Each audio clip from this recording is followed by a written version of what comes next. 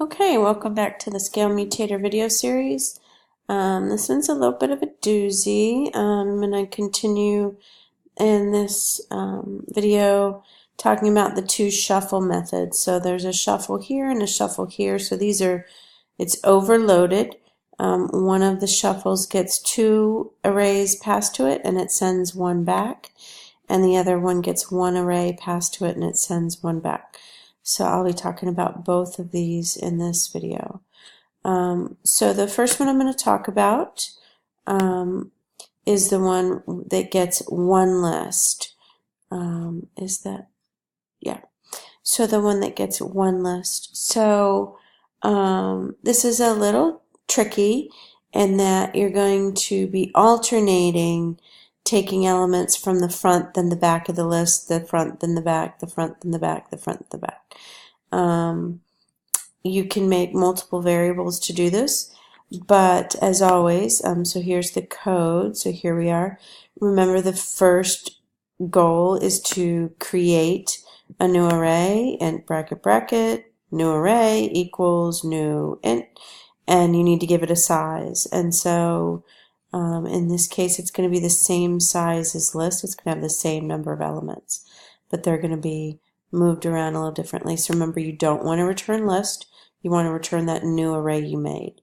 And so in the method itself, or in between making the new array and sending it back, you need to go through some algorithm that's going to get all those values in the correct order. So sometimes just watching a visual through, and so one idea is to make 3 variables. And remember, you're going to have to send up some kind of looping mechanism because you don't know how long list is, and list can get longer and longer. But basically, you want to run through the new array. You could have that be the for loop, or possibly not. You may want to do a while loop for this. But so you may want 3 different variables. And so the idea is from the old list, you'll get a value from the front and put it in 0.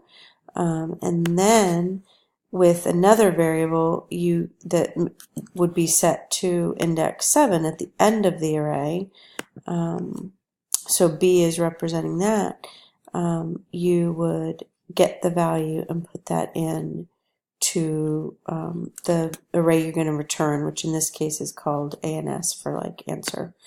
And you'll notice after I've copied this variable over, you're going to see the B decrement.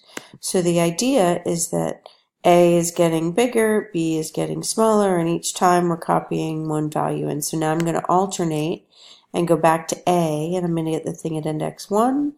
I'm going to increment A, I'm going to increment I, I'm going to copy B into that spot at I, then I'm going to decrement B, I'm going to increment I, and then I'm ready to copy the next A value, increment A and I, and then copy the B value, and then decrement B, increment I, and then do the last copy for each one, and at that point you'll notice that B and A crossed and it went backwards, and also I reached the limit for index values.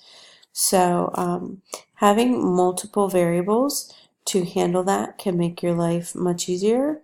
And again, using the debugger to watch and make sure you're copying what you think from the front and then the back. Make sure you're alternating okay and keeping the value of the variables that you need.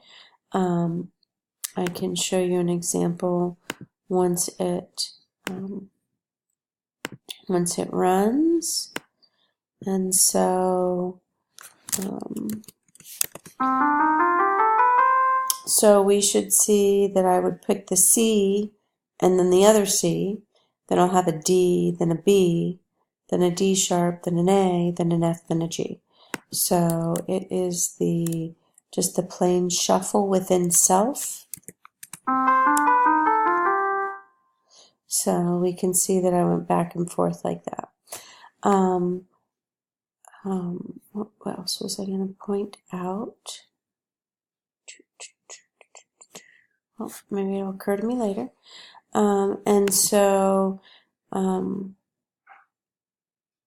so make the new array.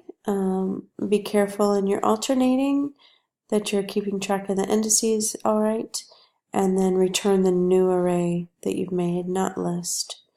Okay, so, I think it says you can assume there's an even number of elements. Does it say that? That's what I was thinking of.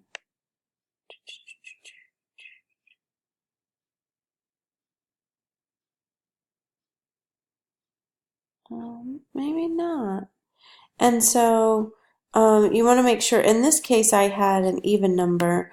And so as soon as B got less than A, that's how I knew. Or as soon as I goes out of bounds, then I know to stop. So you need some way to know when to stop, right? With our loop, where do I start? What do I need to do each time? And where do I stop? You may want to just have I control when you stop getting things from the original array.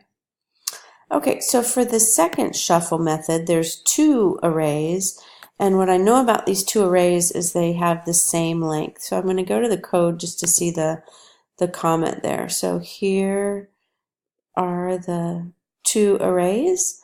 Here's one of them, and here's the second array. Their names are just A and B, but they're entire arrays. And then the idea is that you copy the first element from the first array, you copy the first element from the second array, and then you go back and you copy the second element from the first array, the second element from the second array, and then the third elements of both, and then the fourth. So, and again, I don't know the size of A, I don't know the size of B, but I do know that they're both the same size. So I know I'm going to need to get from one and then the other. This can also help me. So this is definitely one where the array that I'm going to return is much bigger than the ones that I was passed, right? Or than either one of the ones I was passed. So when you create your new array, make sure you create it with the same size, with the correct size, not the same size, with the new size, and make sure you're returning that new array you're making. And then you need some process to fill that. So again, sometimes keeping track, of the index values of these. So this one is indeed going to be index 0, 1, 2, 3. This one is also index 0, 1, 2, 3. And then the resultant array is going to be 0, 1, 2, 3, 4, 5, 6, 7. So you're definitely going to need a different variable to be handling this, because these two aren't going to need index 4, 5, 6, and 7. But you could certainly use the same indexes for these. So carefully, again, keep track of when you're incrementing which index. Name your variables nicely, use the debugger, make a new array, carefully copy things over, and then return that new array. So I will show you a sample for that one, and that, excuse me, it's too late. So this is the solution. So here's C, I'm going to do minor.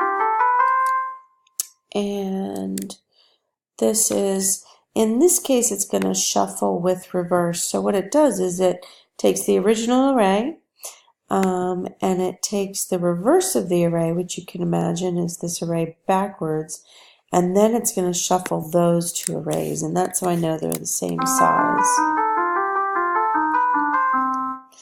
So what's nice is that you don't have to, in your solution, you don't have to make the two arrays that get shuffled together. You just need to assume they're both the same length and take one element from one, then the other, one element from one, then the other, and make sure you're incrementing this index so that you're getting them in the correct boxes of the new array. Okay, I will see you in the next video. Happy coding.